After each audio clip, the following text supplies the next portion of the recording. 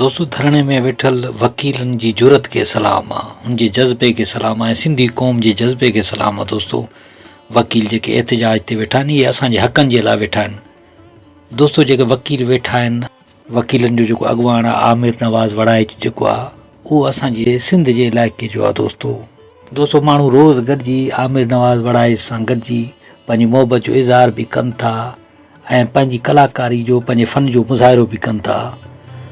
दोस्तों असांजी सिंध जी हिकिड़ी भलोड़ फ़नकार आहे, भलोड़ जेका कलाकार आहे ऐं सिंध जो हुन हिकिड़ो आवाज़ु आहे, क़ौम जो आवाज़ु आहे, अनीना फ़िदा।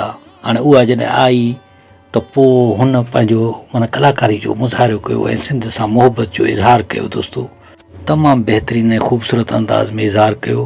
दोस्तों तव्हां ॿुधंदो त तव्हांजो दिलि बाग़ बहार थी वेंदो। महिरबानी, अचो त ॿुधो।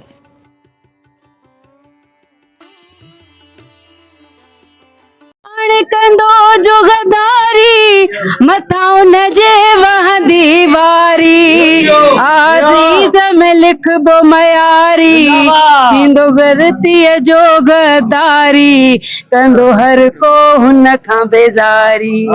असां क़ौम ते दिल आवारी, असां पोर ताईं सभु हारी, था आणण चाहियूं बहारी, तुंहिंजा बर बि बाग़ बणाईंदुसि, तुंहिंजो अमड़ खीर मल्हाईंदुसि, मां सिंध सिंधूअ जी सजाईंदुसि, तुंहिंजो अमड़ खीर मल्हाईंदुसि, ओ तुंहिंजो अमड़ खीर मल्हाईंदुसि, तुंहिंजो जीजल खीर मल्हाईंदुसि, ओ तुंहिंजो अमड़ खीर मल्हाईंदुसि, तुंहिंजो जीजल खीर मल्हाईंदुसि, मां सिंध सिंधूअ जी सजाईंदुसि, तुंहिंजो अमड़ खीर मल्हाईंदुसि।